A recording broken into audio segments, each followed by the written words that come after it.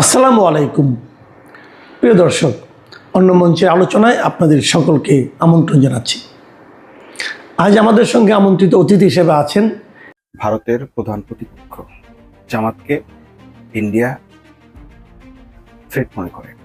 যে বাংলাদেশে তারা জামাতের উত্থানকে বাংলাদেশে মৌলবাদীদের উত্থান বলে মনে করেন এবং এটাকে তারা থ্রেট মনে করে এবং এই মিডিয়ার মাধ্যমে তারা প্রতিনিয়ত মিথ্যাচার ছড়াচ্ছে। সেটা যে মিথ্যা সেটা আবার তারা স্বীকারও করছে। এই অপশক্তিকে আবার সহযোগিতা করছে ইসলামের নামেরই আরেকটা শক্তি। আল্লাহর কোরআনকে একটু অনুসরণ করেন। আপনারা জামাত ইসলামকে এত ভালোবাসা দরকার নেই, একটু কম ভালোবাসেন, কোরআনকে ভালোবাসেন, ইসলামকে ভালোবাসেন। ভারত একটি হিন্দু রাষ্ট্র, একেবারে সোকল সেকুলার রাষ্ট্র তাদেরকে বলা হয়, আসলে হিন্দু রাষ্ট্র।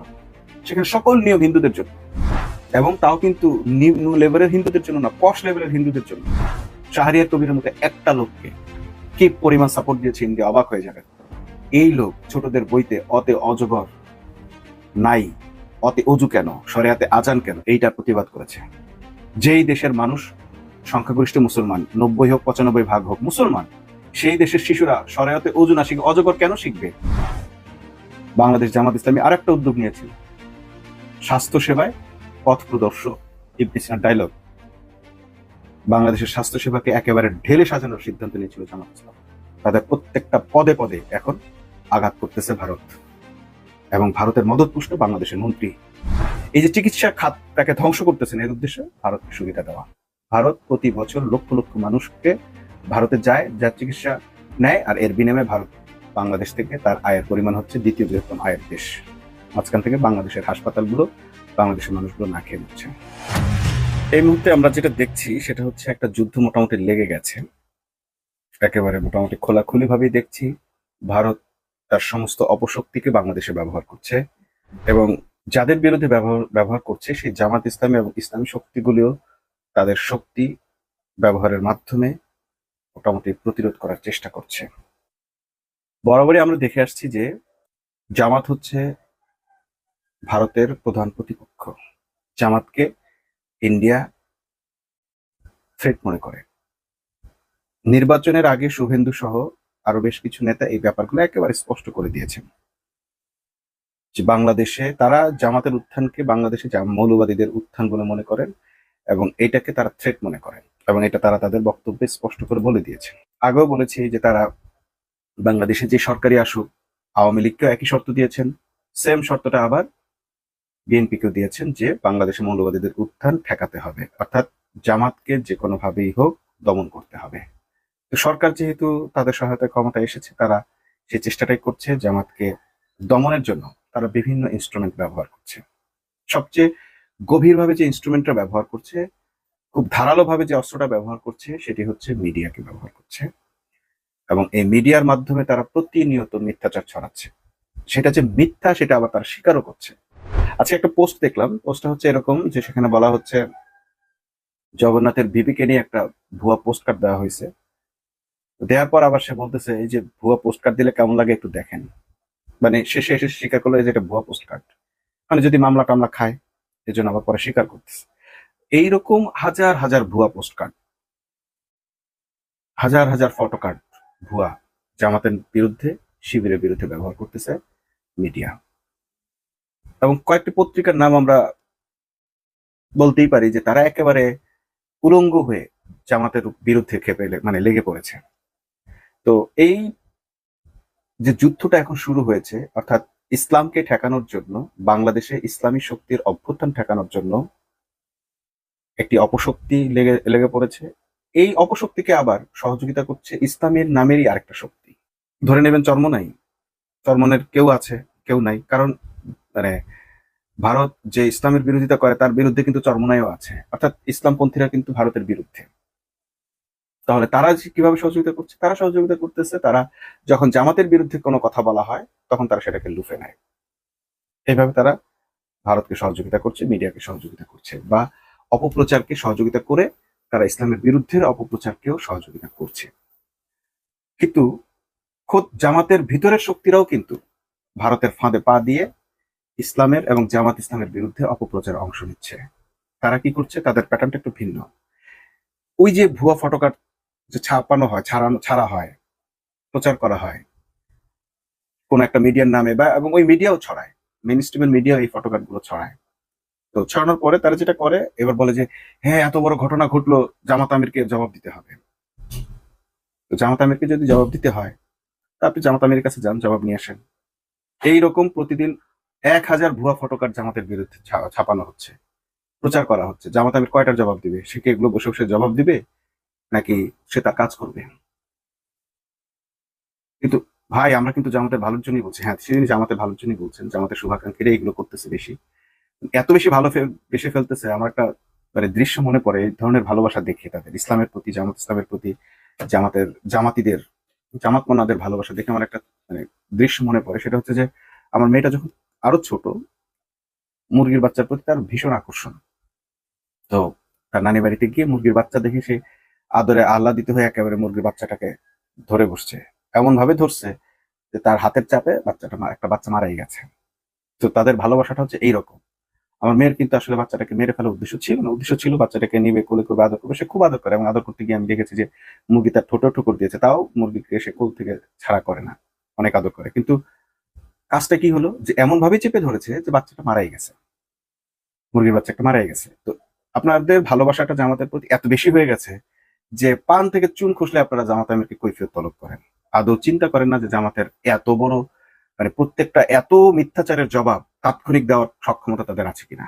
ধরেন সেই প্রশ্নের কৈফিয়ত দিতে তাদের 6 ঘন্টা সময় লাগলো, 5 ঘন্টা, 4 ঘন্টা, একটা বিষয়কে জাস্টিফাই করতে একটা সময় লাগে। তো এই সময়ের মধ্যে এত ঘন্টা লাগলো কেন, মানে শুলে চড়িয়ে দেয়। এবং এই শুলে চড়ানোটা কিন্তু মানে বিপরীত লোকেরা করে না, এটা জামাতের ভেতরকার লোকেরা করে। করে তারা নিজেদের নিরপেক্ষতা শো করে, নিজেদেরকে জামাতের চেয়েও বেশি ন্যায়পন্থী বলে মানুষের সামনে প্রচার করার একটা আকাঙ্ক্ষা ব্যক্ত করে। এবং মানে এইটা দিয়ে তারা এটাও বোঝানোর চেষ্টা করে আমরা দলকে অনেক ভালোবাসি, দলের বিরুদ্ধে কোনো অপপ্রচার হলেই আমরা সেটাকে নজরে আনি। আপনাদের এগুলো নজরে আনার দরকার নেই। যদি পারেন নিজের মতো জবাব দেন, আর না হয় ফাসিকদের কথায় বিশ্বাস করা বন্ধ করেন, আল্লাহর কোরআনকে একটু অনুসরণ করেন। আপনারা জামাত ইসলামকে এত ভালোবাসার দরকার নেই, একটু কম ভালোবাসেন, কোরআনকে ভালোবাসেন, ইসলামকে ভালোবাসেন। যদি তোমাদের কাছে কোনো সংবাদ আসে, সেটিকে যাচাই বাছাই করো। আপনি সেটি যাচাই বাছাই করার জন্য আমিরের আশায় বসে থাকেন কেন? জামাতের মিডিয়ার কাছে বসে থাকেন কেন? আপনি কে? আপনার ভালোবাসার কি প্রমাণ? প্রশ্ন করাটাই ভালোবাসা? সমালোচনা করাটা ভালোবাসা? আপনি প্রমাণ করেন না, আপনি জাস্টিফাই করেন, আপনি যাচাই বাছাই করেন। যদি আপনার সেই সুযোগটা থাকে, তাহলে অবিশ্বাস করেন। আপনি যদি দলকে ভালোবাসেন, তাহলে দলের প্রতি আপনার একটা দৃঢ় অবিচল বিশ্বাস থাকার কথা। ভালোবাসার থেকে এই বিশ্বাসটা তৈরি হয়েছে, না এটা তো করতে পারে না। পবিত্র কোরআনে ইফকের ঘটনাটা কেন বর্ণনা করেছে? আপনাদেরকে শিক্ষাটা দেওয়ার জন্য। হযরত আয়েশা রাদিয়াল্লাহু তাআলা আনহাকে যখন চারিত্রিক অপবাদ দিল, কারা দিয়েছে? কোরআন বলছে তোমাদের ভাইরা দিয়েছে। কোরআন বলছে তোমার ভাইরাই দিয়েছে এই অপবাদ। এদের সাথে ইহুদি মুনাফিকরা জড়িত হয়েছে, এবং নিজেদের ভাইরা এটা ছড়িয়েছে, বিশ্বাসও করেছে, মানে মুসলমানরা। আল্লাহ বলতেছেন তোমরা তো বলতে পারতে যে না, তোমাদের নবীর স্ত্রী এই ধরনের ঘটনা ঘটাতে পারে না, এই ধরনের কাজ করতে পারে না। এই বিশ্বাসটুকু কেন ছিল না? এরপর প্রমাণ হওয়ার পর তোমরা তাকে যা খুশি তাই করো, কিন্তু প্রমাণ হওয়ার আগেই তোমরা তোমাদের মাকে, যেহেতু আয়েশা রাদিয়াল্লাহু তাআলা আনহা মুসলমানদের মা, তোমাদের নবীর স্ত্রীর বিরুদ্ধে এই ধরনের অপবাদ ছড়িয়েছ, এবং নবীকে বিব্রত করেছ, নবীর স্ত্রীকে বিব্রত করেছ। আল্লাহ সময় নিয়েছেন প্রায় 55 দিনের মতো ইফকের ঘটনা প্রকাশ করতে। সত্যিকারের ঘটনাটা কি, এটাই ছিল মুসলমানদের জন্য একটা বড় ধরনের পরীক্ষা। কারণ এই প্রত্যেকটা দিন মুনাফিকের সংখ্যা বাড়ছিল। যে আল্লাহ নবী তো আল্লাহ নবী, তার সাথে তো আল্লাহ সরাসরি কানেক্টেড, কথা হয়, তার কাছে যেহেতু ওহী আসে। যদি আয়েশা রাদিয়াল্লাহু তাআলা আনহা পবিত্র হয়ে থাকে, অপরাধ করে না থাকে, তাহলে তো আল্লাহ তাৎক্ষণিক জানিয়ে দেওয়ার কথা। যেহেতু জানায় না, তার মানে আয়েশা অপরাধী। আস্তাগফিরুল্লাহ। এই 55 দিনের মধ্যে বহু ধরনের মুনাফিক তৈরি হয়ে গেছে, নানান ধরনের কথা হয়েছে। আর আমাদের দেশে ইসলামী আন্দোলন যারা করেন, ভালোবাসেন, পছন্দ করেন, সেই লোকগুলো কিন্তু 55 দিন যদি এরকম কোনো ধোঁয়াশা তাদের সামনে তৈরি হয়, তাহলে মনে হয় যে 55% মানুষই মুনাফিক হয়ে যাবে। 5 ঘন্টা তারা সহ্য করতে পারে না, তার মধ্যেই শুরু হয়ে যায় যে আমাদের এটা কি করলে, এটা কিন্তু ঠিক করে নাই। নিজেদের লোকেরা, নিজেদের ভাইরা। যুদ্ধের ময়দানে সবচেয়ে বড় অস্ত্র হচ্ছে অপপ্রচার। যুদ্ধের ময়দানে আমরা যে গোয়েবলসের নাম জানি, এই গোয়েবলসের কারণে যুদ্ধে যেতে হয়। যুদ্ধের ময়দানে সবচেয়ে বড় মন্ত্রীর দায়িত্ব থাকে হচ্ছে তথ্যমন্ত্রীর। একটা আসসালামু হচ্ছে তথ্য আলাইকুম। পাওয়া, আর একটা হচ্ছে মিথ্যা তথ্য প্রিয় দর্শক, ছড়ানো। সত্য নিশ্চয়ই সম্পর্কে শুরু সঠিক থেকে তথ্য আমাদের পাওয়াটা আশঙ্কা যুদ্ধের ছিল জয়ের জন্য যে একটা কারণ, মিথ্যা তথ্য ছড়ানোটা মার্কিন আরেকটা বড় কারণ। চুক্তি কার্যকর ৭১ যে যুদ্ধ হয়েছে, করার আপনি তো ৭১ নিয়ে পাশাপাশি মুখে ফেনা তোলেন, আবেগ চীন ঢেলে দেন। কতটা সহযোগিতার হাত বাড়িয়ে দেবে পাকিস্তান বাংলাদেশের প্রতি, এই যুদ্ধে যা এবং কিছু হয়েছে, আমাদের প্রধানমন্ত্রী তার জন্য তারেক রহমান যখন চীন একজন সফরে গোয়েন্দা অফিসার রয়েছেন ঠিক সবচেয়ে সেই বড় দায়ী। মুহূর্তে সেই সে ভুল তথ্য দিয়েছিল আশঙ্কার বাংলাদেশে। প্রতি স্পষ্টভাবে ইঙ্গিত করল অনেকে বলে থাকে চীন। বাঙালি চীন সেনা বলতে বড় চীনের অফিসারদেরকে রাষ্ট্রায়ত্ত পাকিস্তান গণমাধ্যম সেনাবাহিনীতে জায়গা গ্লোবাল দেওয়া হয় না, টাইমস বড় অফিসার পদে একটু জায়গা পায় না। এই একজনকে গণমাধ্যমে জায়গা দিয়েছে, খুবই সেই বেমেনে গুরুত্বপূর্ণ একটি লেখা প্রকাশিত তাকে ভুল হয়েছে তথ্য দেওয়া হয়েছে। সে যদি সঠিক এবং তথ্যটা দিত বাংলাদেশ সম্পর্কে, লেখাটির তাহলে শুরুতেই এই পরিণতি ঘটতো না। এত তারেক হত্যাকাণ্ড রহমানের ঘটতো না, নেতৃত্বে ঘটতো না, দুই মুসলমানে দেশের মুসলমানে বিবাদ সম্পর্ক লাগতো। ভারত আর জোরদার বাংলাদেশ করার কিন্তু কথা যদিও বলা হচ্ছে, ওই লোকটাই তার ছিল পাশাপাশি গোলাম। কিছু একজন মুসলিম, অপ্রিয় একজন বাংলাদেশী। প্রতিবন্ধকতার পাকিস্তান কথাও তাকে নিয়োগ দিয়েছিল, এখানে বাংলাদেশের এই স্পষ্টভাবে খবরাখবর উল্লেখ করা জন্য হয়েছে। সে ভুল তথ্য লেখাটি লিখেছেন সাংহাই ইনস্টিটিউট ফর এবং অনেক ইন্টারন্যাশনাল তথ্য স্টাডিজ লুকিয়েছে, সেন্টার ফর আড়াল করেছে। সাউথ এশিয়া স্টাডিজ এর দেয়নি। পরিচালক লিউ আপনারা এই জংজি। বিষয়ে জানবেন না, কারণ আপনাদের তো দরকার হচ্ছে চেতনা। শিরোনাম বাণিজ্য হচ্ছে করবেন আপনারা এটা। তারেক রহমানের পক্ষ বিপক্ষ সফর তৈরি করে বাংলাদেশ মারামারি চীন সম্পর্ক জোরদার করবে। তো এই যে ভারত জামাত ইসলামের বিরুদ্ধে, আমাদের একটু খেয়াল রাখার বিষয় কি কি বলা হচ্ছে এখানে। এই মন্তব্য প্রতিবেদনের শুরুতেই বলা হচ্ছে যে একেবারে সফরটি সকল নিয়ে সেকুলার বাংলাদেশের রাষ্ট্র সংবাদ আসলে মাধ্যমে হিন্দু রাষ্ট্র। ব্যাপক সেখানে সকল নিয়ম আশা হিন্দুদের রয়েছে, সত্য কথা। এবং তাও কিন্তু সংবাদ নিম্ন মাধ্যমগুলো লেভেলের ধারণা হিন্দুদের করছে জন্য, যে posh level-এর বড় বড় অবকাঠামো নতুন এক শিল্প ধরনের ব্রাহ্মণ্য প্রকল্প বাচ্চা সহ কথা বলছে। 15টিরও এই বেশি যে গুজরাটের কসাই দ্বিপক্ষীয় মোদিকে চুক্তি বলা হয়, কারণ স্বাক্ষরিত হবে, সে কিন্তু এমনটাই জানি সেখানে আমরা। মুসলিম গণহত্যায় অংশ নিয়েছে। বলা হচ্ছে চীন ও বাংলাদেশ দীর্ঘদিনের বন্ধু এইরকম একটি ও হিন্দু রাষ্ট্র, প্রতিবেশী secular এবং রাষ্ট্র দুটি হিসেবে দেশ ব্যাপক সংবিধানে secular আছে, কৌশলগত secular নাই। সহযোগী অংশীদার, এটাও সত্য কথা। এবং তাদের ইসলাম বিরোধী বিগত কয়েক যে দশকের মিশন, যে সেই মিশন কিন্তু বাংলাদেশ চীনের অনেক সম্পর্ক কিংবা আগের ঘটনা। অর্থনৈতিকভাবে কবেরকার ঘটনা? বাংলাদেশের সেই পাশে থাকা ১ সালের পর চীনের থেকে তাদের ইসলাম এসব বিরোধী অবস্থা। কিছু বিষয় উল্লেখ করা হয়েছে। সেই যে লক্ষণ নানান সেন, ধরনের ভারতের প্রত্যেকটা লোক লক্ষণ সেনের সহযোগিতার কথা ভারতের হিন্দুরা তুলে লক্ষণ ধরার সেনের পাশাপাশি এবং এই লক্ষণ সেন যে জায়গাটিতে পালিয়েছে, এসে যা বলা পালানোর হচ্ছে কারণটা কি? না, আসল কথাগুলো এখানে বলা হচ্ছে। ওই যে পালিয়েছে, সেই যে বলা তথ্য হচ্ছে যে মুসলমানদের কাছে যে প্রথম তারা পরাজিত হয়েছে, প্রতিবন্ধকতাটি মুসলমানরা তাদের হলো ভূমিকা নিয়েছে, মুসলমানরা এই দেশে শাসন করেছে, বাংলাদেশ চীনের ৮০০ বছর শাসন সম্পর্ক করেছে। জোরদারের এই ক্ষেত্রে তারা প্রথম কোনোদিন প্রতিবন্ধকতাটি হলো ভূ রাজনৈতিক তাদের প্রতিযোগিতার হস্তক্ষেপ, ইসলাম তাদের সবচেয়ে কিছু বড় শত্রু। পরাশক্তি। এর প্রধান কারণ যে তারা ভূমি দখল আমাদের করেছে, লক্ষ্য এটা করার ইসলাম নয়। বিষয় বহু কি হিন্দু, বলা লক্ষ হচ্ছে লক্ষ এখানে। হিন্দু, কিছু মুসলমানদের পরাশক্তি ইসলামের বাংলাদেশকে সৌন্দর্য তাদের দেখে নিজস্ব মুসলমান হয়ে নিরাপত্তা গেছে। ও ধর্মের প্রতি উন্নয়ন বড় কাঠামোতে আঘাত, অন্তর্ভুক্ত মুসলমান করার মুসলিম চেষ্টা ধর্মের করে, ধর্মের উদারতা। এমনকি স্বয়ং দেশটির রবীন্দ্রনাথ অভ্যন্তরীণ স্বীকার বিষয়ে হস্তক্ষেপ করে। স্বয়ং রবীন্দ্রনাথ তার নিঃসন্দেহে এখানে যুক্তরাষ্ট্রের হিন্দু কথা বলা মুসলিম হচ্ছে। যে প্রবন্ধটা আছে, সেখানে প্রতিবেদনে বলা হচ্ছে যে মুসলমানদের অসম ইসলাম চুক্তিতে ধর্মের স্বাক্ষর ভালো করতে দিকগুলো। চাপ দেয় হিন্দু সেই ধর্মের চেয়ে কোন পরাশক্তি, জায়গাটা মুসলমানদের এবং মুসলমান বা বাংলাদেশ ইসলাম চীন ধর্মের চেয়ে সহযোগিতা খ্রিস্ট ধর্মের কি প্রকল্পগুলোকে বেটার হেয় সেটাও বলছে। প্রতিপন্ন করার জন্য ঋণ ফাঁদের মতো রবীন্দ্রনাথের পক্ষে কিন্তু হিন্দুরা না, আখ্যান কারণ ব্যবহার রবীন্দ্রনাথ করে। তার দ্বিতীয় তাকে বলা হয় চ্যালেঞ্জটি ব্রাহ্ম হলো ধর্ম, বাংলাদেশের হিন্দু ধর্ম অভ্যন্তরীণ আলাদা। রাজনৈতিক সে জাতপাত, স্থিতিশীলতা আমরা এবং যদি সবাইকে নীতির এক হিন্দুই মনে করি, ধারাবাহিকতার রবীন্দ্রনাথ সঙ্গে একেশ্বরবাদী। সম্পর্কিত। এখন এই যে জামাত ইসলাম বা ইসলামের তৃতীয় বিরুদ্ধে ভারতের যে অবস্থা, চ্যালেঞ্জটি ঐতিহাসিক অবস্থা, এই উপলব্ধির অবস্থানের কারণে ভিন্নতা থেকে মূলত তারা জামাত উদ্ভূত ইসলামকে হয়। সবচেয়ে বড় একদিকে threat মনে করে। দক্ষিণ এশিয়ায় যদি চীন এরা আসে, সম্পর্কে জনসাধারণের ধারণা তাহলে যেটা সীমিত হতে পারে, এদের এবং সঙ্গে বাংলাদেশের মুসলিম দেশ কিছু পাকিস্তান একত্রিত অভিজাত হবে। কারণ শ্রেণী পাকিস্তান ভাঙার পশ্চিমা নায়ক ভারত। উন্নয়ন মডেল দ্বারা পাকিস্তানকে আলাদা করাই ছিল ভারতের মূল, গভীরভাবে মুসলমানদেরকে আলাদা করা ছিল, প্রভাবিত। করাই ছিল মূল টার্গেট।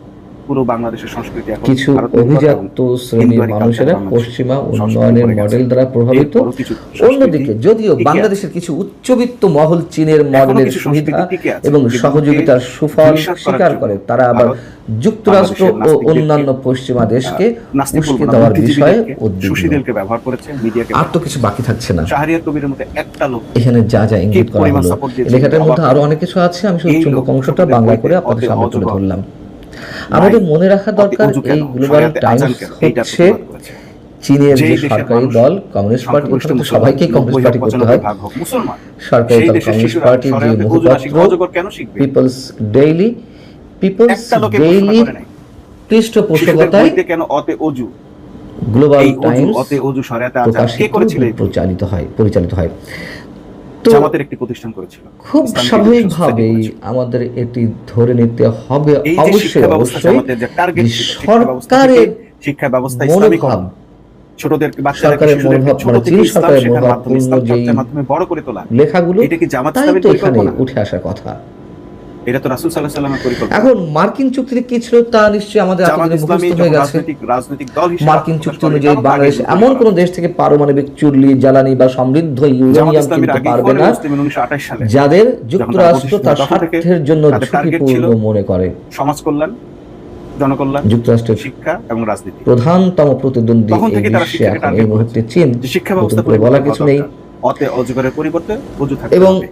আর সেই সামরিক অজু, অস্ত্র এটা কেন আমদানির বাংলাদেশে আছে, এই ক্ষেত্রে যে সাম্প্রদায়িক শিক্ষা কেন দেওয়া হবে, বাধ্যবাধকতার এইগুলো কথা মিডিয়ায় মার্কিন তুলে চুক্তিতে ধরে উল্লেখ রয়েছে, সেখানে আমরা যে আমাদের ইসলামিক সামরিক এডুকেশনকে ভ্যানিশ করার অস্ত্রের জন্য ষড়যন্ত্র করেছে এই চীনের শাহরিয়ার উপরে কবির নির্ভরশীল, ভারতের। সেখান থেকে বেরিয়ে আসতে হবে। চীন থেকে আপনাদেরকে অস্ত্র ষড়যন্ত্র আমদানি করা যাবে না। জামাতকে গালি দেন, হাজার টাকা গালি দেন, স্পষ্টভাবে আমি আপনাকে সালাম জানাবো। একটা অনুচ্ছেদে উল্লেখ যুক্তির রয়েছে কারণে। বাংলাদেশ যদি নন মার্কেট দেশ, জামাতের নন ভারত মার্কেট বিরোধী দেশ বলতে অবস্থানকে যুক্তরাষ্ট্রের সংজ্ঞা যদি অনুযায়ী আপনারা অবশ্যই চীন এবং রাশিয়া সঙ্গত মনে না করেন, এইসব দেশের সঙ্গে কোনো মুক্ত ইসলামের বাণিজ্য বা root level এ অগ্রাধিকারমূলক ইসলামকে অর্থনৈতিক শক্তভাবে চুক্তি করে, ধরে তুলে ধরা, তাহলে যুক্তরাষ্ট্র এই চুক্তি বিষয়টাকে বাতিল যদি করে আপনারা সমর্থন আবার করেন, শাস্তিমূলক জামাত যে শুল্ক কাজগুলো আরোপ করেছে, এই করতে যে এত বড় পারবে। একটা ফোর্স, এবং এত বড় একটা শক্তি, অর্থনৈতিক শক্তি, বড় তারপর শক্তিগুলোর জনগণের দ্বন্দ্বে শক্তি নিয়ে তারা বাংলাদেশ নিরপেক্ষ এত থাকতে যুগ পারবে যুগ না। ধরে গড়ে বুঝুন তুলছে অবস্থা। মানুষগুলোকে, ছেলেপেলেগুলোকে, যুক্তরাষ্ট্রের শিশুদেরকে নিষেধাজ্ঞা বা বাণিজ্য ইসলামের যুদ্ধে আদর্শে বাংলাদেশ আদর্শ কার্যত বান করে তোলার চেষ্টা একই করছে। অবস্থানে দাঁড়াতে সেই হবে। কাজগুলোকে আপনারা এমন ছোট চুক্তি কাজে কার্যকর করার দিকে খুব এগিয়ে নিন্দা যাওয়ার জানিয়ে নিজেকে, পথে মানে নিজেকে নিরপেক্ষ প্রমাণ করার জন্য চীনের আপনাদের সঙ্গে এত আবেগ। কিভাবে আমাদের যদি রাসূলকে উন্নয়ন গালি দিতে হয়, তাও সম্ভব, দিবেন। রাসূল এটা কি করবে, এটা না কৌশলগত করতে এটাও করতে উন্নয়ন না। কিংবা এইরকম অর্থনৈতিক বিরোধ উন্নয়ন, রাসূলের যুগে ছিল। চীন অবশ্যই আমাদের জায়েদের প্রয়োজন। এবং স্ত্রীকে এই কথা যখন সত্য, আমাদের বিধবা, মানে অর্থনৈতিক উন্নয়নের সবচেয়ে বড় অংশীদার চীন। পালক পুত্রের স্ত্রীকে রাসূল সাল্লাল্লাহু আলাইহি ওয়াসাল্লাম বিয়ে করেছেন। এই ঠিক আছে, এবং সাংবাদিক আবারও মনে করিয়ে দিই সুশীলটা বলেছে, ইস, এটা না করলে যে রাসূল, ছি, কেমন দেখেন ব্যাপার। এই বিষয়গুলো অবশ্যই আরো অন্য কত আমাদের প্রধানমন্ত্রীর সঙ্গে, সে দেশের প্রধানমন্ত্রী কিংবা সুশীলগিরিটা রাষ্ট্রপতি শি জিনপিং এর সঙ্গে যখন দ্বিপক্ষীয় বৈঠক হবে, তখন নিশ্চয়ই এই প্রসঙ্গগুলো তোলা হবে। এবং আরো একটি কথা মনে করিয়ে দিই, আল্লাহর নির্দেশে বাংলাদেশে নিযুক্ত মার্কিন এই রাষ্ট্রদূত সুশীলগিরি বন্ধ করেন। ব্রেন্ট ক্রিস্টেনসেন, এই লড়াইতে আপনি হয় ভারতের তিনি পক্ষে থাকেন, বাংলাদেশে জয়েন করার আগে মার্কিন সিনেটের সামনে দাঁড়িয়ে কি বলেছিলেন সমস্ত শক্তি ইসলামের শক্তি। আবারও একটু মনে করিয়ে দিই, তিনি বলেছিলেন বাংলাদেশের ভৌগোলিক কৌশলগত অবস্থান অত্যন্ত গুরুত্বপূর্ণ। চীন যদি অস্ত্র বিক্রি বা কৌশলগত অবকাঠামোয় প্রভাব বাড়ায়, তবে নির্দিষ্ট খাতে যুক্ত হওয়ার ঝুঁকিগুলো তিনি বাংলাদেশ সরকারের কাছে স্পষ্টভাবে তুলে ধরবে।